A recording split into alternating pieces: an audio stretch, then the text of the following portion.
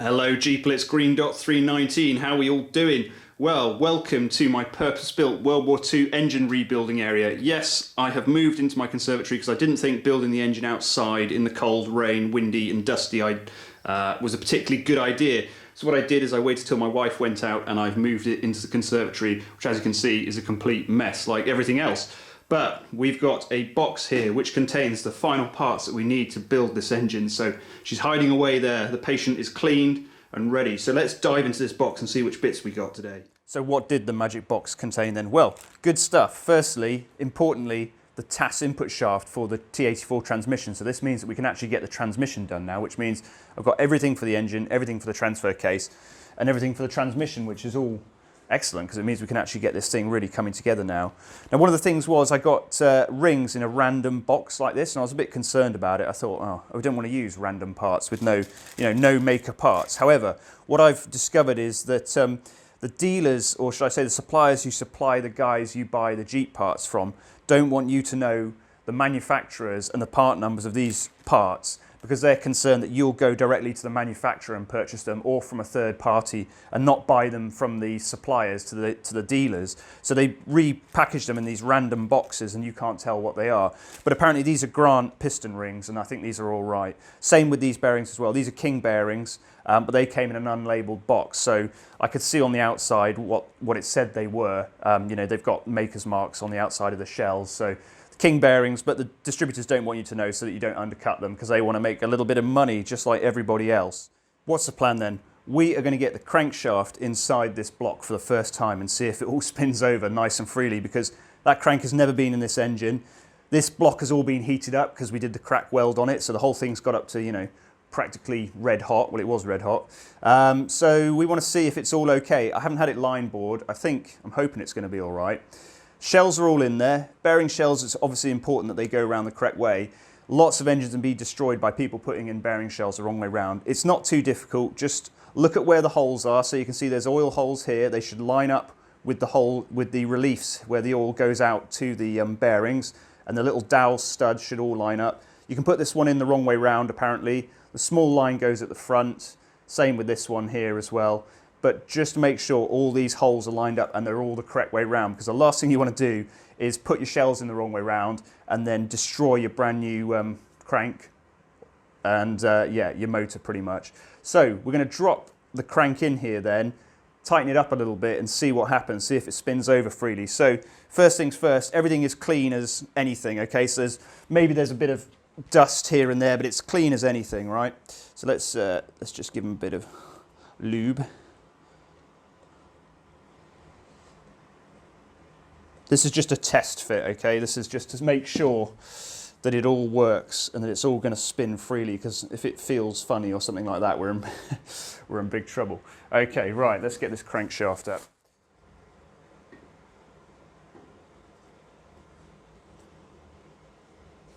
Right, she went in all right, so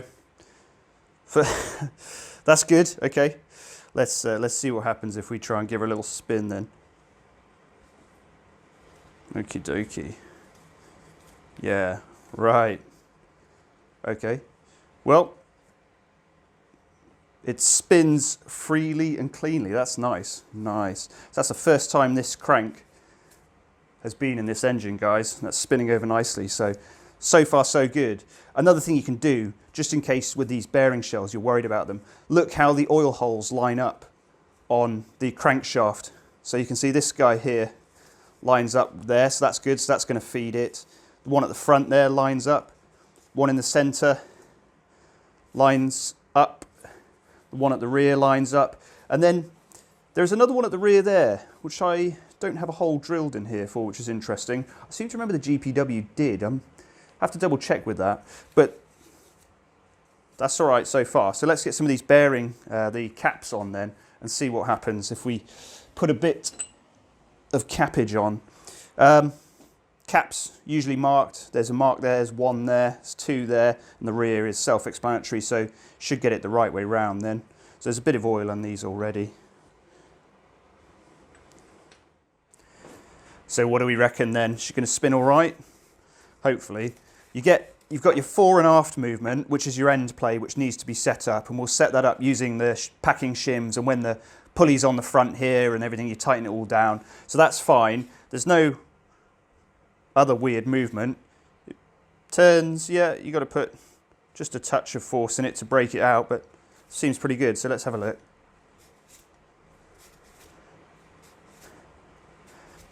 Yeah. I think that's pretty good, pretty pleased with that. That's the first time this crank has been spinning in this engine. It's probably the first time this engine has had a crank in it since the 1960s as well, so that's pretty impressive. So hopefully that's good. Nice, nice. What do we reckon? So far so good? I hope so. Pretty pleased. Right, let's move on to the next thing then. So I've got another camshaft, and this is the one we're going to be using in this Jeep. I think this looks British to me. This looks like a British part number and packaging. But that's 1969 there, so let's have a look.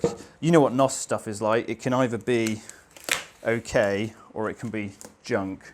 So let's have a look. How do you get into this? I think. Let's hope. I mean, there's some signs on the side there on these staples of a bit of rust. Even when things are wrapped up in cosmoline, water and rust can get through. So it's never. It's American military wrapping. Looks pretty good actually. Look at that. That's cool. Love opening stuff like this. It's always good when it comes out nicely. Obviously, when it's a bit rusty, it's not ideal, but that's American military. So the outside, possibly repackaged British, but this is American military, 1960. This says March. So here we go. I'm feeling positive with this one. Come on, camshaft. It's looking healthy. Yeah. Doesn't look like there's any water ingress in there or anything like that. What have we got? Fabricated sealed bag company, Rochester, New York. How cool is that? Let's see how the sealed bag is held up. It'll be a metallized bag from the 60s. It looks pretty good to me. I'm feeling positive. Okay, let's get this. Let's break it open for the first time since 1960.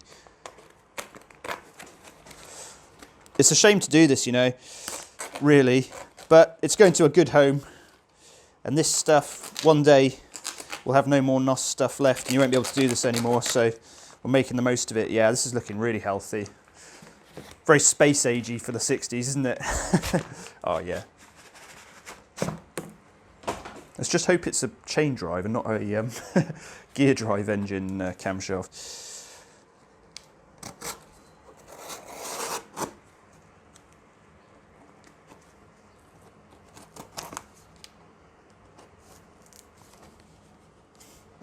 Let me into your secrets. February 61. Maybe it is an American label on the outside then. Looked English to me. Had an English vibe going on, but maybe that is the American label. Here we go. We're getting into its juicy core, camshafty core. Ooh. Yeah, this is nicely packaged. If this is damaged or rusty, I'm going to be really surprised. That cardboard's mint. I will be very, very surprised. Random bit of packaging cardboard. Could be a Ford camshaft. Could be a Willys one. Let's see.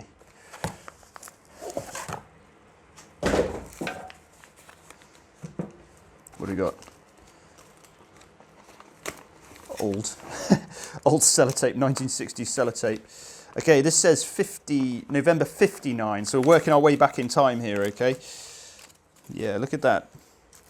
Look at that, how that sellotape is.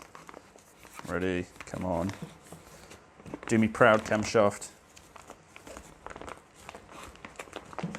Be greasy.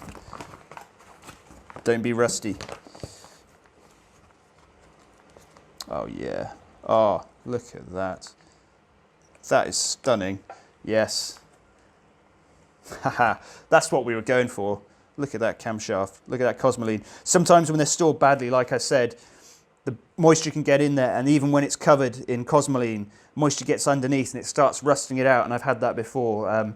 But this is properly, even though the outside of the box is bad, this is properly stored. This has been done by the Americans and it's really nice. So that's sweet. That is mint. So we've got our minty camshaft for our engine, which is what I wanted to do. I didn't want to use a used camshaft. I wanted to see what an original camshaft is so that we can get a baseline for what an L134 engine should sound like when it's got brand new cam, brand new tappets, brand new valves, all the valves have been refaced, the crank is all redone. You know, I wanted to see what it should sound like completely as if you're getting it from the factory, and this is what this is for. So I've already got a good camshaft. I've had 2 good camshafts for this engine as well. You know, ones which are perfectly fine.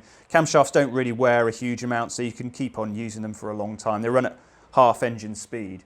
But I wanted to see what it sounds like with brand new stuff. So this is what this is for. This is why I bought this one, okay? So you don't need to do it, but I have, so we can hear what the brand new engine should sound like. So yeah, pleased with that. Beautiful. Let's get that Cosmoline off there then. And here it is. Right, like we thought, it is a GPW camshaft, a Ford camshaft. You can just see the F there and the GPW there. So yeah, for some reason they all seem to be Ford camshafts, but that's it. That's a brand new camshaft. You can see that the Cosmoline stored it really nicely. You also see the roughness of the casting for it and then how the machining has worked on it. So yeah, what we've got to do is put a new camshaft bearing in the front of the engine before we can put this in, and the camshaft bearing runs there. That's the only bearing you can replace on the camshaft for the Jeep. So we'll get this guy out, we'll drive it into the front, and then we can test fit this camshaft and see how it is. I wasn't going to record opening this actually, but it's too cool to avoid. Look at that. This is sweet. I love opening all this old stuff, in case you couldn't tell. It's just great seeing all the old manufacturing and everything. It's all American-made parts, of course, you know, being World War II and after. A lot of the stuff we open is made in World War II and then repackaged later. Look at that. Oh, that's cool. That is so cool. So much more interesting than opening, you know, modern Chinese-made parts or something like that. Oh. Johnson Engine Bearings, Johnson Bronze Co. Newcastle, PA, USA, made in the USA. Very sweet. Just look at that. That's a good bit of Americana. Let's have a look. What's in? Try and get you out carefully without ripping this box. That's a sweet box. It's worth it just for the box.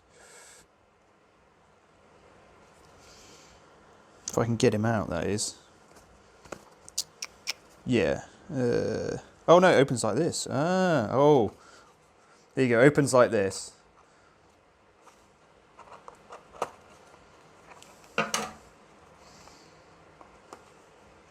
Oh, there we go. Our little camshaft bushing. In more Cosmoline. Ah. Great. There we go. So, that's pretty cool. We'll get that out then and clean him up.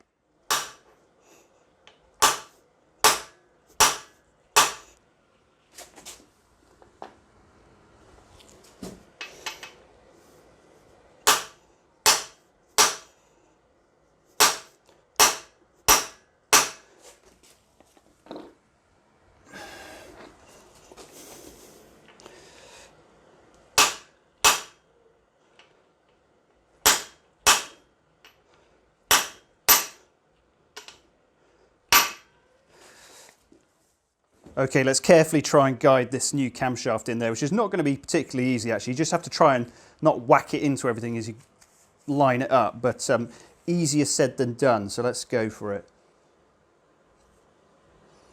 Get all these bearings through. Carefully.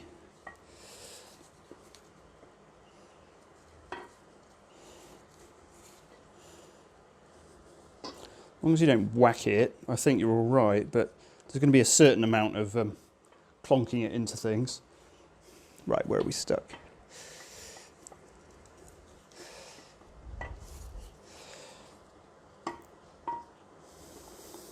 Right, camshaft, go into your home. Your new home, at least for the moment.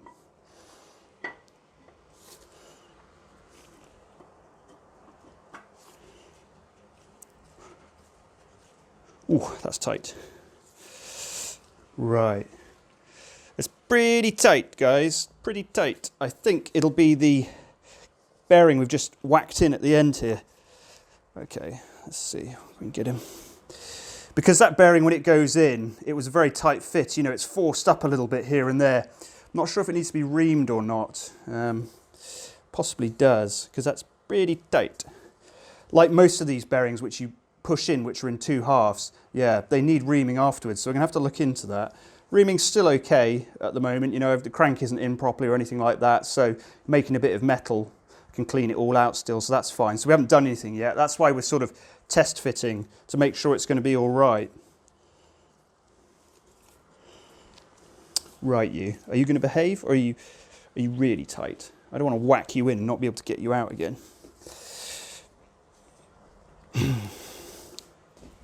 Good thing is you've got some nylon drifts, you can hit things without worrying about damaging them. Right, let's drift you out carefully. Where should we hit? Where's best to hit? Here? Yeah. Is it tight, or is it just playing tight? Pretending it's tight. I mean, I knew this engine, we measured the blocks and the bores and everything, and they were pretty good, but this is a bit ridiculous. It's tight as anything. I've got a used camshaft. Could try that, a more worn camshaft, and see how that fits in comparison, because this is pretty tight. Probably this end bushing there. Right, let's go and get a used camshaft, see how we get on with that. So it looks like I've been beating the hell out of this thing, but I haven't really. It's really soft, this metal, so even the slightest touch marks it up, okay? I looked it up, this is apparently a self-sizing bearing, which seems pretty nuts, because you can see where the camshaft has been going in, what we thought, where it's pushed up in the centre there when we're driving it in. Look, you can see it's flattened it all down, so that's what we're doing. We're getting it in and we're flattening this all out and self-sizing it, but it is tight as anything. I mean, it seems unusual. I don't know what they would have done in the factory then. They must have reamed them. It says it's self-sizing, but they must have reamed them, because it is tight as a tight thing. So I'm just pushing the camshaft in and out at the moment, using it to self-size this, using the old camshaft. It's sort of working. It's not ideal. We'll see how we get on. Obviously, it needs to be a free play in there. It doesn't need to be tight. So I'm worried if I get it in and it's quite tight, when it comes to starting the engine, if this, there'll be hardly any clearance between the bushing and the camshaft, but if there's no lubrication at the start, which I'm going to prime it all and everything like that, but there may be a little bit less lubrication than there could be just at the first start, that it could sort of seize in here and spin the bearing. So I'll keep on playing with it and see how we get on with it, okay? Not entirely sure at the moment.